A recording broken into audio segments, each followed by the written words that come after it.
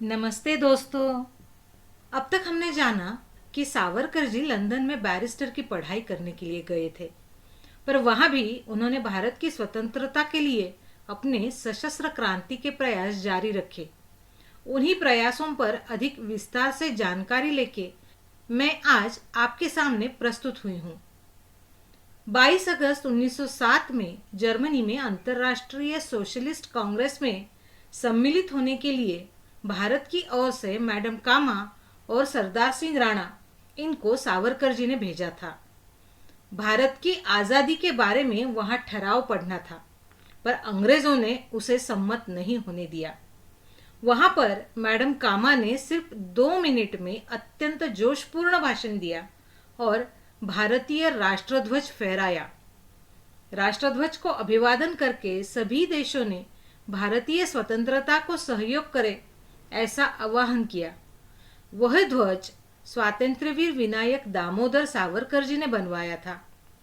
1908 में अभिनव भारत का मुखपत्र तलवार यह साप्ताहिक सावरकर जी ने शुरू किया। इसमें राष्ट्रीयता से प्रेरित साहित्य लिखना, उसका प्रसार और वितरण करना, किताबों में पिस्तूलें छुपाकर भारत के क्रांतिकारियों को भेजना, स्फोटकें बनाना, बम तैयार करना, ऐसे क्रांतिकारी कार्य उन्होंने उनके संगठन के द्वारा वहां शुरू किए। इसी दौरान भारत में क्रांतिकारियों पर जुल्म, जबरदस्ती, अनेकों खटले अंग्रेजों की तरफ से चल रहे थे। लोकमान्य तिलक को भी काले पानी की सजा हुई थी। उसके निषेध स्वरूप लंदन में सावरकर जी ने एक सभा का आयोजन किया था। श्री गोखले वहां पर थे, पर वो सभा में नहीं आए, तो सभी कार्यकर्ताओं में संताप की लहर दौड़ गई। पर सावरकर जी ने अत्यंत समतोल मन और खंबीर विवेक बुद्धि से उस परिस्थिति को काबू किया। भारत में जो बम, पिस्तूलें बराबर से क्रांतिकारियों तक पहुंचती थी, इससे अंग्रेज सरकार को बहुत डर था। सरकार की दहशत और अत्याचारों को जिम्मेदार कर्जन वायली उसे सजा देने के लिए मदनलाल धिंगरा ने कर्जन वायली को गोली मारकर उसकी हत्या की। अंग्रेजों की दहशत से बचने के लिए हिंदुस्तानी लोगों ने मदनलाल धिंगरा के इस कारनामे का निषेध किया। यहाँ तक कि मदनलाल के भाई और पिता ने भी उनका निषेध किया, पर सावरकर जी ने मदनलाल धिंगरा का समर्थन किया, उनको कानूनी और राजकीय सहयोग भी दिया। दरमियान सावरकर जी बैरिस्टर हुए, पर सरकार ने उनकी डिग्री वापस ले ली। भारत में उनके रिश्तेदारों को अंग्रेजों ने गिरफ्तार कर लिया, उनसे उनकी नौकरियां छीन ली, उनका घर भी जब्त किया। पर इससे व्यथित होकर सावरकर जी ब्राइटन चले गए। ब्राइटन के किनारे पर टहलते समय उन्होंने सागर को देखकर मातृभूमि की याद में एक गीत लिखा। ने मजसी ने परत मातृभूमीला, सागरा प्राण तळमळला, यह काव्य उन्होंने लिखा। फ्रांस से जब सावरकर जी लंदन आए तो अंग्रेजों ने उन्हें गिरफ्तार किया। आगे के अभियोग के लिए उन्हें भारत ले जाने का विचार भी हुआ। इसी दौरान भारत में उनके दोनों भाइयों को भी जेल में बंद किया। उनके बेटे का 4 साल की उम्र में ही वहां देहांत हो गया।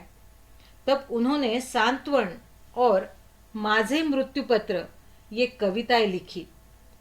अनादिमी अवध्यमी ऐसे गीता का तत्वज्ञान वर्णन करने वाली कविताएं भी उन्होंने लिखी। सावरकर जी को मोरिया नामक बोट से हिंदुस्तान ले जाने का तय हुआ। इसी प्रवास के दरमियान मार्सेलिस के बंदर में जब बोट आई तो सावरकर जी जहाज के सिवर होल के रास्ते समुंदर में छलांग लगाई और तैरकर फ्रांस के किनारे पहुंचे। वहां पर उनके पीछे से आते अंग्रेज सिपाहियों ने उन्हें फिर से पकड़ लिया। उन्हें भारत लाकर उन पर अभियोग भी चलाया। इसी दौरान उन्हें भायखला, डोंगरी, ठाणे यहाँ के जेल में अपरिमित यातनाएं देकर कड़ी सुरक्षा में रखा था। बाद में उन्हें आजीवन कारावास की सजा सुनाई।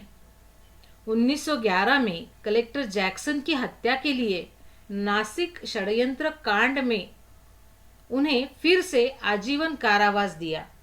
कर्जन वायली कलेक्टर जैक्सन की हत्या में मदद, पिस्तूल जैसे हथियार का पुरौठा सरकार के खिलाफ करने के कारण उनको 2 बार आजीवन कारावास यानी जन्मठेप की सजा सुनाई गई। 1911 में उन्हें काला पानी की सजा पर अंडमान के सेल्युलर जेल में भेजा गया। उनके घर पर भी जब्ती लाई। अंडमान के सेल्युलर जेल में स्वतंत्रता सेनानियों को बहुत परिश्रम करना पड़ता था। तेल की कोल्हू पर बैल की तरह जुटकर सरसों, नारियल का तेल निकालना तथा जेल के पास के जंगल में दलदल और पहाड़ी भूमि को समतल करना, ऐसे काम सेल्युलर जेल में करने पड़ते थे। कोड़ों से पिटाई, कड़ी से कड़ी सजा, भरपूर काम और कम खाना या नहीं के बराबर खाना, ऐसे स्वतंत्रता सेनानियों की स्थिति वहां पर थी। फिर भी अपने मनोबल और मातृभूमि के प्रति लगाव के कारण सावरकर जी ने वह सारी यातनाएं सहन की। इतना सब कुछ होने के बावजूद भी अंडमान की सेल्युलर जेल में उन्होंने अपना राष्ट्र कार्य शुरू रखा। अंडमान में पठानी लोग हिंदुओं को सताते थे। वहां स्कूलों में भी उर्दू की सख्ती थी। यह परकीय आक्रमण रोकने के लिए हिंदू और सिख उनकी एकी के लिए सावरकर जी ने बहुत प्रयास किए। सलाम के बजाय राम राम कहना तथा जेल में गुरु गोविंद सिंह जी की जयंती मनाना और सभी जाति धर्मों के लोगों के साथ सहभोजन, यह सब उन्होंने जेल में शुरू किया। अंडमान छोड़ने वाले हिंदुओं को वहां खेती करो, हिंदुओं की संख्या बढ़ाओ, यह संदेश सावरकर जी ने दिया। सावरकर जी के अनुसार मातृभूमि तेरे चरणों में पहले ही मैं अपना मन अर्पित कर चुका हूँ। देश सेवा ही ईश्वर सेवा है, यह मानकर मैंने तेरी सेवा के माध्यम से भगवान की सेवा की। देश सेवा को ही ईश्वर सेवा मानकर पूरी तरह अपने आप को उन्होंने देश सेवा में लगा दिया था। जेल में हिंदी शिक्षण, भाषा शुद्धिकरण को भी बढ़ावा दिया था। उनके विचार से किसी भी राष्ट्र की पहचान 3 आधार से होती है, जैसे भौगोलिक एकता, जातीय गुण और साझा संस्कृति। और साझा संस्कृति के लिए समान भाषा का महत्व बहुत होता है, क्योंकि भाषा ही सबको जोड़ती है। इसीलिए संस्कृत या हिंदी को बढ़ावा देना चाहिए, ऐसे सावरकर जी के विचार थे। उन्होंने हिंदी को ज़्यादा बढ़ावा देने की बात भी कही थी। भाषा शुद्धि के आग्रह के साथ उन्होंने मराठी को भी अनेकों परिभाषिक शब्द दिए, जैसे तारीख या डेट, इस शब्द को दिनांक यह शब्द दिया। सिनेमा को चित्रपट, हाजिर, प्रेजेंट, इसके लिए उपस्थित, यह शब्द उन्होंने दिए।